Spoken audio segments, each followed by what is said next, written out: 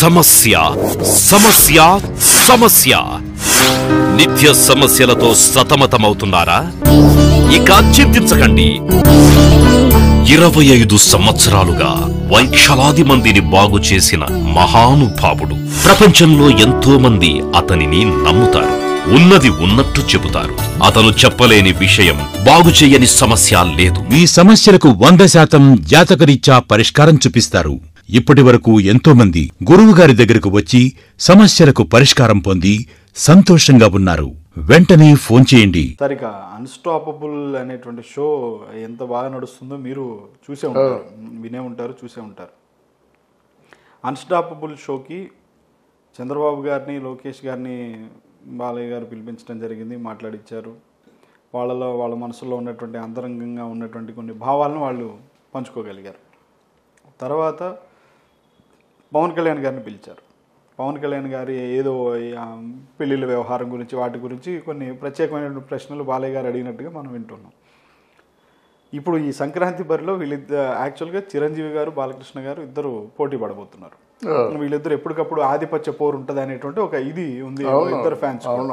So ఇలాంటి పరిస్థితుల్లో ఒకవేళ చిరంజీవి గారు బాలయ్య బాబు గారి షోకి వస్తే, అన్స్టాపబుల్ షోకి వస్తే ఎలా ఉంటుందంటారు? అసలు ఆ బాలయ్య గారు ఎలాంటి ప్రశ్నలు అడగొచ్చు? ఏమన్నా మీరు అందులో సినీ పరిశోధకులు కాబట్టి మిమ్మల్ని ప్రత్యేకమైన ప్రశ్నలు ఏం చెప్తారు?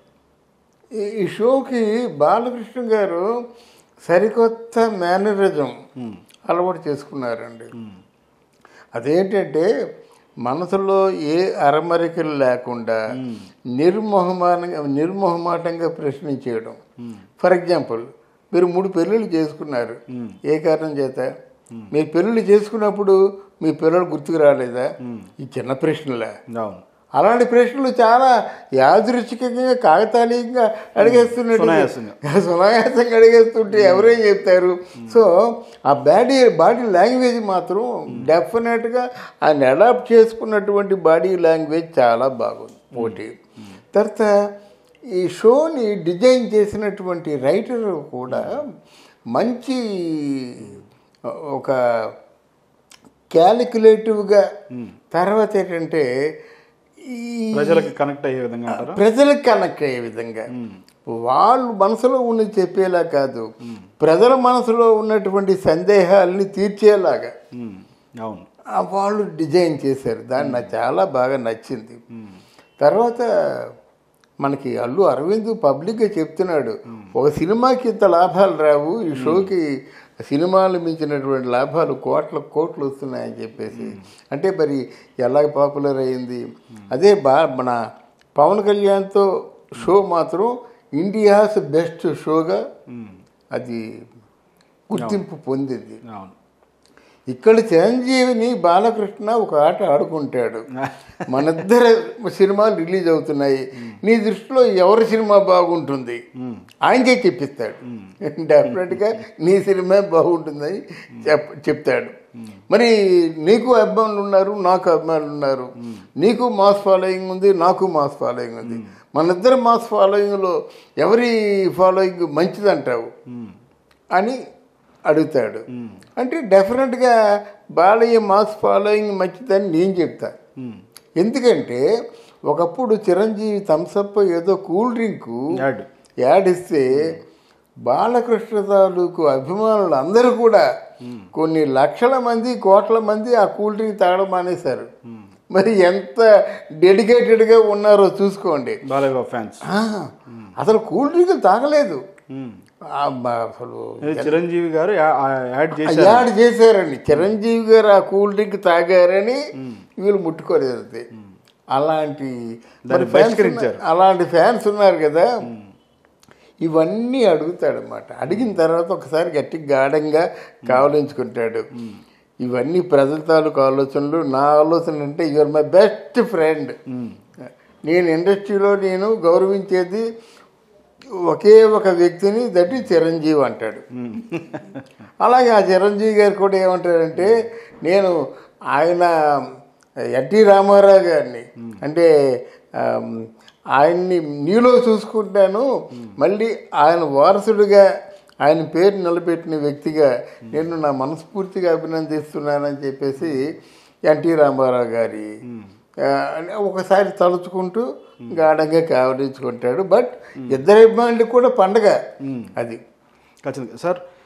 ఒక రకంగా బాలయ్య బాబు గారు అనగానే ఆయన బాగా కోపిస్ట్గా ఉంటారు, ఎవరన్నా కొంచెం అటు ఇటుగా ఇది చేసిన డిప్పలు పగల కొడుతుంటారు అని చెప్పి ఆయన మీద అంటే తెలిసి తెలియకుండా ఆయన మనసు గురించి తెలియని వాళ్ళు చాలా మంది అనుకున్నాడు.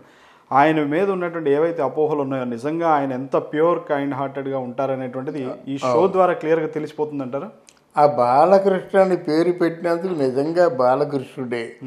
అది కోపం కాదు, అది తోసేస్తున్నట్టయితే అది కొంచెం ఎవరైనా హీరో కదా, అసహనం కదా. అసహనంతో ఇప్పుడు ఒకవేళ బాలకృష్ణ కసరకపోయినా కొట్టకపోయినా బాలకృష్ణ ఫ్యాన్స్ ఏదో తప్పు చేసినట్టుగా ఫీల్ అయిపోతారు అన్నమాట. అది ఉండాలి, అది ఉంటేనే ముద్దు. అది ఇంకో అంశం సార్, ఎందుకంటే ఇప్పుడు మనం చూస్తూ ఉన్నాం ఒకప్పుడు బాగా భయంకరంగా ఏంటంటే మా మా మా అభిమాన నాయకుడు అంటే మా అభిమాన హీరోనే ఒక ఆధిపత్య పోరు ఉండేటువంటి పరిస్థితిలో ఉన్నటువంటి ఫ్యాన్ ఫాలోయింగ్. ఎవరి ఫ్యాన్స్ వాళ్ళకి, వాళ్ళ ఫ్యాన్స్ వచ్చి వీళ్ళ ఫంక్షన్స్లో జైలు కొట్టడం, వాళ్ళ ఇది చేయటం, ఇట్లా చేసినటువంటి పరిస్థితి. కానీ అంతా ఒక్కటే అనేటువంటి పరిస్థితి అయితే ఇటు పవన్ కళ్యాణ్ గారిని పిలిచినా లేకుంటే ప్రభాస్ గారిని పిలిచినా ఇంకెవరిని పిలిచినా కానీ అందరం మేమంతా ఒక్కటే అనేటువంటి ఒక నినాదాన్ని అయితే చూపించేటువంటి ప్రయత్నం అయితే అది సఫలీకృతంగా ఆయన చేయగలిగారని అనుకోవచ్చా? లేదండి, అంతా ఒకటే అనే లేదు. ఎందుకంటే వాళ్ళు ఇప్పుడు అంటే ఫ్యాన్స్ క్రియేట్ చేస్తారు సార్ ఇవన్నీ. అంటే ఫ్యాన్స్ కాదండి, వాళ్ళకే ఉంటుందండి. ఉంటుందంటారా? వాళ్ళకే ఉంటుంది. నాకు తెలుసు కదా, నేను సినీ పరిశోధకులు అలే రామారావు గారి దగ్గర ఉన్నాను, నేను 18 ఏళ్ళు ఉన్నాను నేను. అంటే వాళ్ళకి ఉంటుంది కోల్డ్ వార్. కృష్ణ శోభన్ బాబు లేదు, బాలకృష్ణకి చిరంజీవి లేదంటే ఎవరు నమ్ముతారు? ఇప్పుడు చిరంజీవితో వచ్చినటువంటి రామ్ చరణ్ ఏమన్నాడు, ఏమయ్యా నువ్వు నా ఫ్యానా మీ నాన్న ఫ్యానా అంటే మీ ఫ్యానా అని చెప్పాడు కదా. అలాగ అంటారు. అలాగ అనకపోతే వాళ్ళకి అందంగా ఉండదు, సరదాగా ఉండదు అన్నమాట. అలాగే బాలకృష్ణ తాలూకు కొడుకు మోక్షజ్ఞ వచ్చారనుకోండి, రేపు పొద్దున్న నేను చిరంజీవి ఫ్యాన్ అంటాడు. అది అలా నేర్పుతారన్నమాట. అంతేగాని ఎవరు మట్టుకు వాళ్ళే గొప్ప అనుకుంటారండి. ఈరోజు పవన్ కళ్యాణ్ గొప్ప అనుకుంటాడు, చిరంజీవి డెఫినెట్గా. అంతేగాని తారక్ గొప్పని ఎలాగంటాడు, కొడుకు రామ్ చరణ్ గొప్ప అనుకుంటాడు. అలాగని తారక్ గొప్పని ఎలాగంటాడు? ఎందుకంటే తన తమ్ముడు తన కొడుకు వాళ్ళు గొప్పగా ఉంటారు, చరిత్రలో వాళ్ళే నిలబడాలి. మిగతా వాళ్ళు వీళ్ళు ఇప్పుడు బాలకృష్ణ ఉన్నాడు, బాలకృష్ణ ఒక హీరో, లేకపోతే ఇక్కడ తారక్ ఉన్నాడు, తారక్ ఒక హీరో. మొన్నటి వరకు 45 crores ఎవరికి ఇచ్చారండి? ఎన్టీ రామారావు గారి ఫ్యామిలీలో బాలకృష్ణకి ఇవ్వలేదు, ఈయనకి ఎవరికి తారక్ కూడా ఇవ్వలేదు కదా. ఆ త్రిబులారికి కదా వచ్చింది ఒక 45 crores. ఇప్పుడు 75 కోట్లు అంటున్నారు. నెక్స్ట్ ప్రశాంత్ నీల్ సినిమాకి 75 crores అంటున్నమాట. కనుక వాళ్ళు వ్యక్తిగతంగా పెంచుకుంటూ పోతారు. ఇది మునుపు లేదు. మునుపు 100, 150 సినిమా వరకు ₹1,00,000. నిజంగా నాగేశ్వరరావు గారు, రామారావు గారు కానీ అంటే అప్పుడు గతంలో అనేవాళ్ళు కదా సార్, చిత్తూరు నాగయ్య గారే ₹1,00,000 తీసుకున్న వ్యక్తి అని అనేవాళ్ళు. అవును, చిత్తూరు నాగయ్య గారికి ₹1,00,000. కానీ శోభన్ బాబు పరమానంద శిష్యుడికేమో ₹1,200. ఆ ₹1,200 ఎందుకు ఇచ్చారు?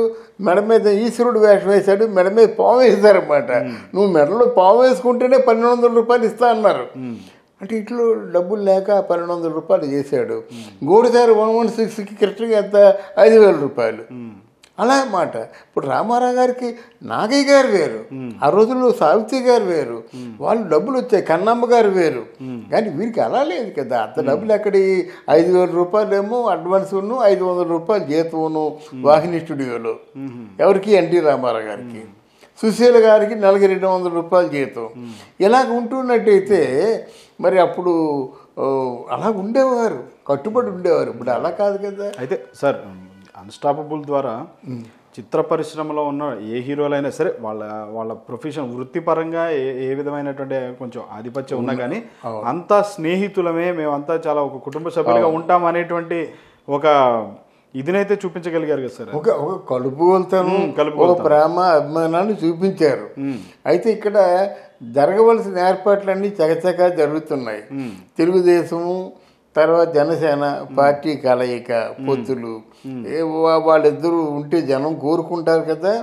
అలాగే ఇప్పుడు బాలకృష్ణ కూడా రేపు పొద్దున్న తెలుగుదేశం పార్టీ తరఫునేమో కొంచెం శక్తివంతం లేకుండా పని చేయాలన్నమాట.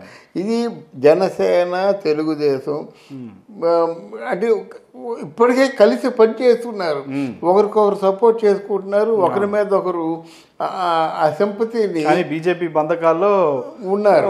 అయితే బీజేపీ ఏం చేస్తుంది, ఇటుపక్క వస్తుంది, ఏం ఆదేశాలు ఇస్తుంది అన్నదే భయం ఇటు పవన్ కళ్యాణ్కి కానీ అటు చంద్రబాబు నాయుడుకి కానీ.